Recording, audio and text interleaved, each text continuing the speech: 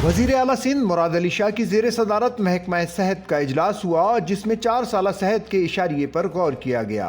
वजीर आला ने कहा कि सेहत की खिदमात की कारकर्दगी के इशारिये का जायजा लेने का मकसद सेहत के निज़ाम को बेहतर करना है। इसका मकसद ये है कि जो जरूरियात हैं वो पूरी हो सकें। सेक्रेटरी सेहत ने अपनी ब्रीफिंग में बताया कि सिंध हुकूमत की मामूल के हिफाजती टीकों की कवरेज 69% है। वजीर आला सिंध ने APT कवरेज 95% करने की हिदायत कर दी। वजीर आला सिंध को बताया गया लेडी हेल्थ वर्कर्स की कम्युनिटी तक रसाई 41% है। वजीर आला ने कहा कि एक लेडी हेल्थ वर्कर 1200 की आबादी पर होनी चाहिए। वजीर आला सिंध ने वजीर सेहत को लेडी हेल्थ वर्कर्स की कवरेज बढ़ाकर 80% करने की हिदायत की। वजीर आला सिंध ने सिविल अस्पताल कराची में मेडिकल और सर्जिकल टावर बनाने की हिदायत भी दी। इसी तरह लाड़काना में इंस्टीट्यूट ऑफ यूरोलॉजी कायम किया जाएगा। इजलास में हेल्थ इंफॉर्मेशन सिस्टम को बेहतर करने का भी फैसला किया गया। इजलास में बताया गया कि 42,000 आबादी पर एक नर्स है। वजीर आला सिंध ने नर्सिस की मजीद भर्तियां करने की हिदायत कर दी। इसी तरह 3,500 वैक्सीनेटर्स और टेक्निकल स्टाफ भी भर्ती करने का फैसला किया गया।